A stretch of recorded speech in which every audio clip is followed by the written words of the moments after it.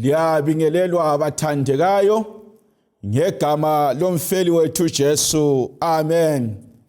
Sithanda ukubonga inkosi esisiphela ithuba ukuthi sizohlala ezinyaweni zakhe sizwe amazwi okuphila. Kulesi sikhathi esilandelayo sizabe singaphansi kwe-series ethi Turning Our Homes into a Little Heaven. Ukuguqula amakhaya ethu siwenze amazulu amancane. Kulomlobi engimthandayo obhalayo kubhuku uAdventist Home kuchapter 1 kuparagraph 3 under itopic ethi the sweetest type of heaven. Nxa ebhala uthi home should be made, all that the word implies. It should be a little heaven upon earth, a place where the affections are cultivated instead of being stubbornly repressed. Our happiness depends upon this cultivation of love, sympathy, and true courtesy to one another. Obhalayo uthi yena amakhaya ethu afuze abe ngamazulu amancane. Nxa kule ndawo efuze ibe mnandi khona, nxa kule ndawo efuze ibe lentokozo, nxa kule ndawo efuze ibe lenjabulo, nxa kule ndawo okufuze nxa ngitshayise emsebenzini ngigijimele khona kungekhaya. Ngekhaya kufuze kube lizulu elincane kuhlola ukuthi kwelinye ilanga siyahlala ezulu elikhulu. Bathandekayo, isifiso sami lesixwayiso sami kuntshumayelo ezilandelayo yikuthi inkosi ingisize, inkosi ikusize siguqule amakhaya ethu asuke ekubeni ngamagehena amancane kodwa abe ngamazulu amancane. Namhlanje sizakhangela intshumayelo esizakhuluma lama couples, sizakhuluma labathatheneyo. Isubtopic ethu, isihloko sethu esincane sisithi dealing with the long distance relationships. Dealing with the long distance relationships. Kasicimezeni sikhulekeni. Baba ingcwele ohlala ngikhaya ezulwini, siyabonga ukuthi wena uNkulunkulu thina sibizwa kuthiwa singabantu abakho. Mngani wami Jesu, sesiyakuvula ilizwi lakho sizwe amazwi okuphila. Nxa kulelanga lesikhathi oye wakhuluma lathi khathesi, sesilindele ukukuzwa. Yehla Thixo beyingxenye yalinkonzo, ngoJesu ngiyakhuleka, ibandla alithi amen. Dealing with the long distance relationships.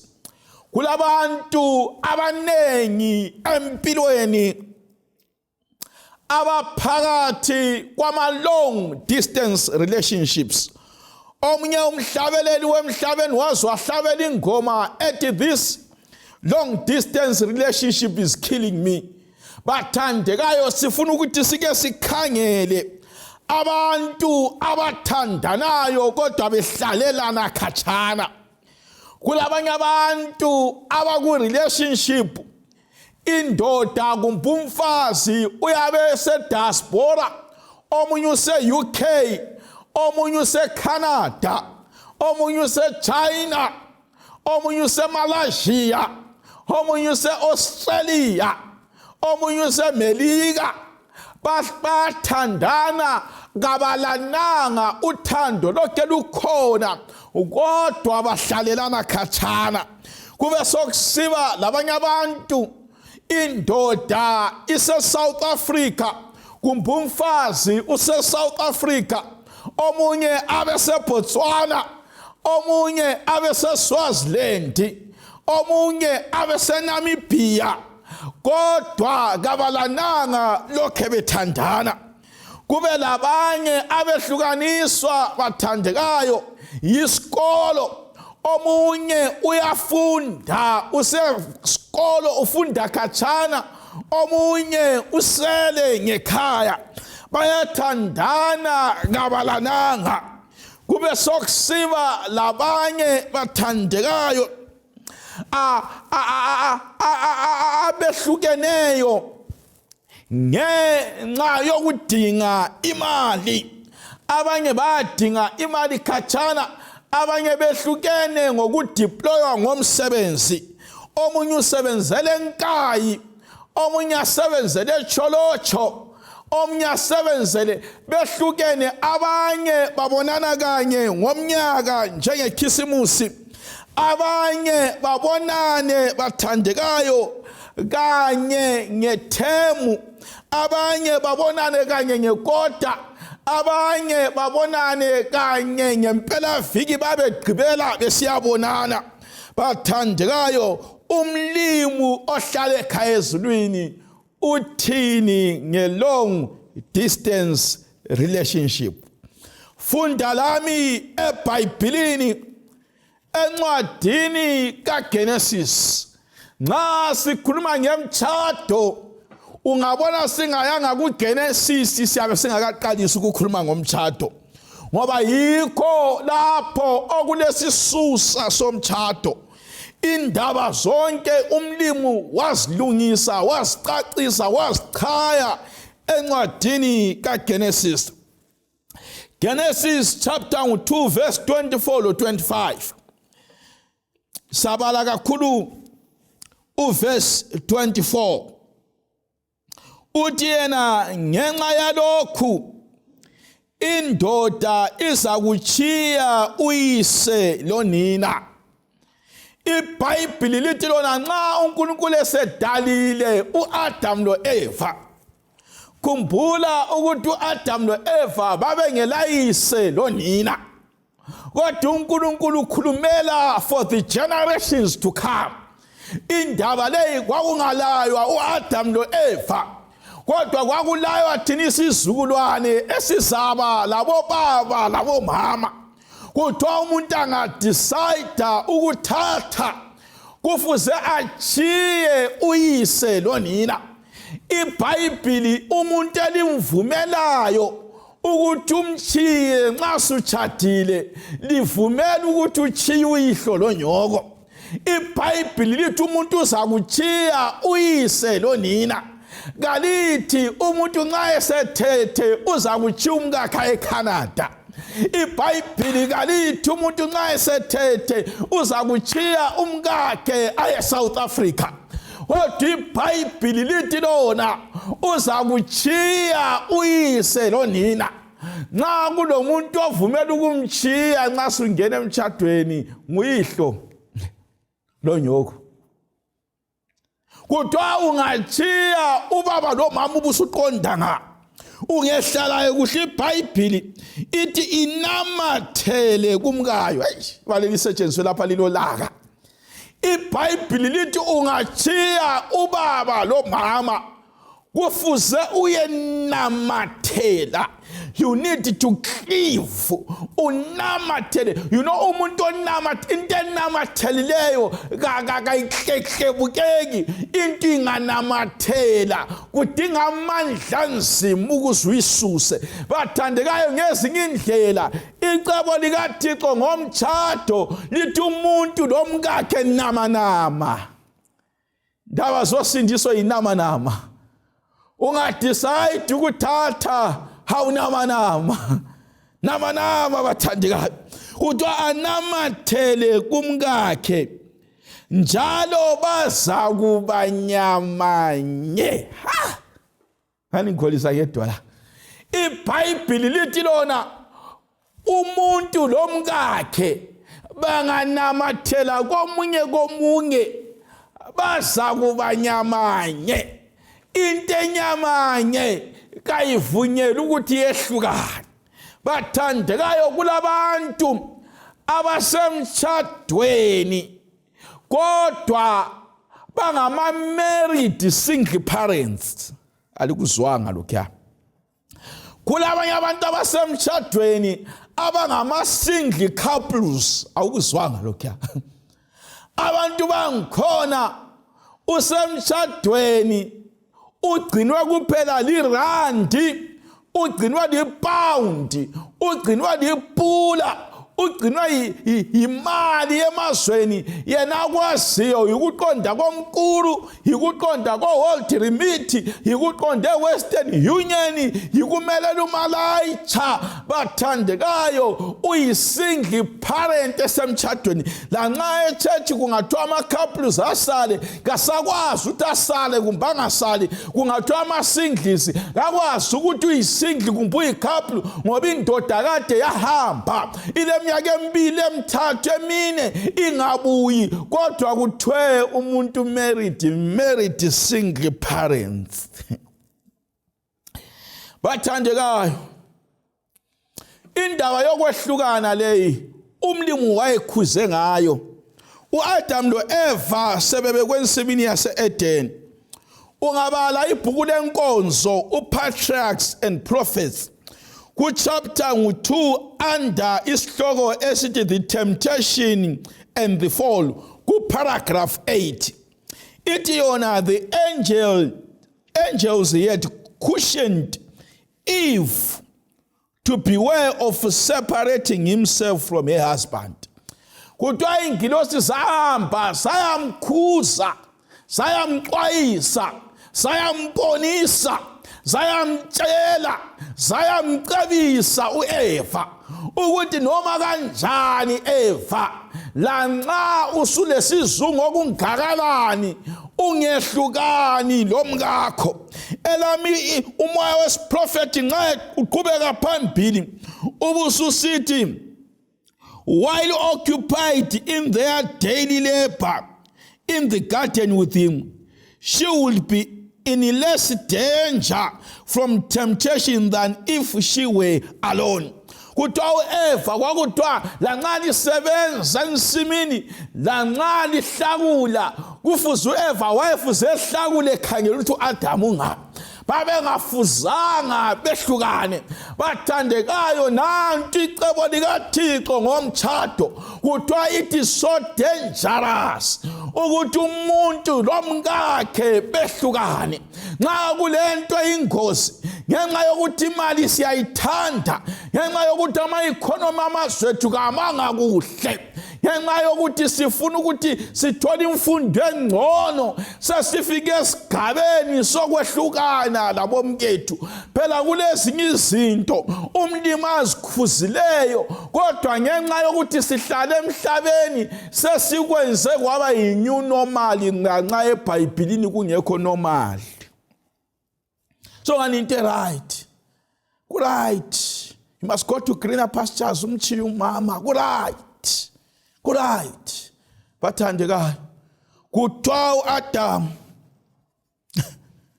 wayekhuziwe, uEva wayekhuziwe man, ukuthi noma kanjani engehlukani loAdam.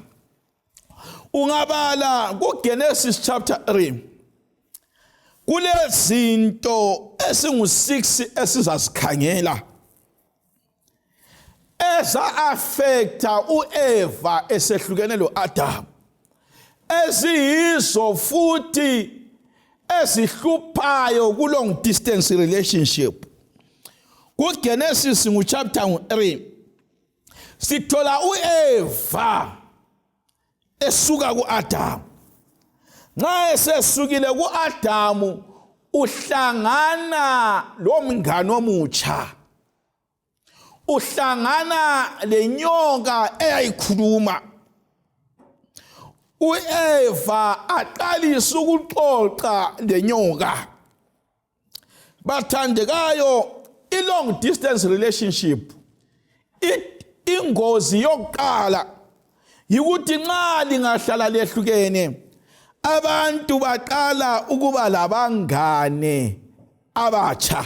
Sisonke umuntu uqala ukuba labangane abatsha, asale xoxa labekhaya, wena ulapho osebenzela khona, nawe lapho osebenzela khona, kumbe ofunda khona, kumbe odinga khona imali, uqala ukuba labangane abatsha.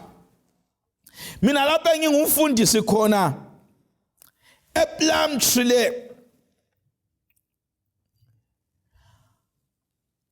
obaba abanengi basemazweni nyake mbabone nxa bebuyile ukuzohlangana lemuli zabo uyathola nzima ubaba ngoba uyabe sehamba se-introduce ebantwini angabaziyo. Baba lo ngumfundisi ngiyobuye wazokhulekela umntwana laphana egula ngumfundisi uSibanda. Hayi siyabonga linjani Sibanda. Ubaba wangikhona sihambe hlonipha wonke umuntu. Halo ngubaba uGwebu nguye wabuya wazolungisa isivalo lesiyani wasithumela sivele eGoli. Ngiyabonga Gwebu. Ahamba hambe lo ngubheki nguye wabuya wazolungisa wazofaka isola liyana owayithumelayo. Bheki ngiyabonga wenza umsebenzi omuhle. Uhambe se-introduce ebantwini abatsha angabaziyo nxa eselala sokuqalisa ukugiga kutsha umfundisi uSibanda uGwebu ubheki kathi kube sokusiyenza i-relationship ibe munyu ngoba sokulabangane ubaba angabaziyo lo baba ulabangane khona ngale umama angabaziyo lo ngusisi esisebenza sonke lo ngubani you meet new friends okufaka i-relationship yenu engozini ukuthi ngabe libe lilonke abangane laba ubungasoze ube le ndaba labo. Number 2, uEva uqala uku-entertainwa inyoka. Kala ukuxoxa lenyoka. Abantu we are naturally social beings. Sifuna ukuthi sike sizikhiphe out sibe lento esi-entertainayo. uEva uqala uku-entertainwa inyoka. Bathandekayo idanger yokuhlalelana khatshana ingozi yokuhlalelana khatshana yikuthi abantu baba lezinto ezintsha ongazaziyo esezichitha isikhathi lesizungu sabo. Abanye sebetshone bebukela ibhora ebanganini. Omunye uselendlela achitha ngayo isizungu uselabangane achitha labo isizungu. Kawusamazi kuhle umuntu wakho kalisayazani ngoba yena selendawo lapha achitha khona isizungu. Le lifestyle yempilo yakhe iyatshintsha umuntu. Nxa wona wawukwazi ukuthi uthanda ukudla ipapa lenhlanzi ubuye umphekele ipapa lenhlanzi aqalisa ukuchinga athi mina inhlanzi angisadli mina ngenxa yokuthi wona wawungakwazi ukuthi inhlanzi siyamphuma wona uthi umphekele the best meal kanti kakuseyimili ayijayeleyo. Ingozi yokuhlalelana khatshana. Ingozi yesithathu yikwenza izinqumo. uEva wenza isinqumo sokwekha isihlahla asidle engaconsultanga uAdamu ngoba babehlalelana khatshana base bekhatshana. Ingozi yesithathu ngokuhlalelana khatshana ukuthi omunye ucine senza izinqumo eyedwa kodwa esiza affecta imuli yonke ngenxa yokuthi uhlalelene khatshana. Asizo zonke izinqumo ongazenza nge-social media. Ngeke zonke izinqumo ufone ukuthi wenze isinqumo WhatsApp ukuthi wenze isinqumo. Ezinye izinqumo zifuna abantu bebabili babonisane. Sithenge yini lokhu kumbe singathengi, siyenzeni lokhu kumbe senzeni, umntwana senzeni ngaye. Kodwa nxa lihlalelene khatshana licina selisenza izinqumo eziza kulimaza imdeni lemuli zenu. Enye ingozi yesine yokuhlalelana khatshana yikucina libona izinto ngelihlo elingafananiyo. Kuthiwa uEva wacina esebona isihlahla esasingafanele ukudliwa sesifanele ukudliwa. Ngabe babe nguthulo lo Adam. uAdam wayezamqweba athi lesi sihlahla lokho kuyiso lesiyana uNkulunkulu wathi singasidli. Kodwa ilihlo likaEva latshintsha ngoba wayeyedwa. Bathandekayo ukuhlalelana khatshana ucina usubona izinto owawukwazi ukuthi kakufanelanga zenziwe sesifanele ukwenziwa. Engxenye iminyaka lisehlukene empilo emithathu uyaqalisa ubona kuhle izinto. Iminyaka ingagadana ucina usubona ukuba lo makhwapheni sokuyinto efanele ukwenziwa. Uthola ukuthi umuntu selomfazi lapha ahlala khona, kulomfazi ekhaya uthole lalo sekhaya usele indoda laye emchithisa isizungu lethinta umuhlwa. Baqalise bebona isihlahla singalungelanga ukudliwa, kodwa ngedistance uSathane uyakwenza ucina ubona ngelihlo elichiyeneyo. Owawukubona izolo kuyisono ucina ukubone sokuright, ucina usulesizatho uthi hayi la mantsho ngiyazilibazisa umngane ukhatshana, ucina usugqamukela uwela esonweni. Enye idanger yokuhlalela la khatshana yikuphathelwa izinto ongazaziyo. Yikuphathelwa into ongazaziyo. uEva uthe esedlile isihlahla wasiphathela uAdam. uAdam laye wadla. Sisongeni bathandekayo.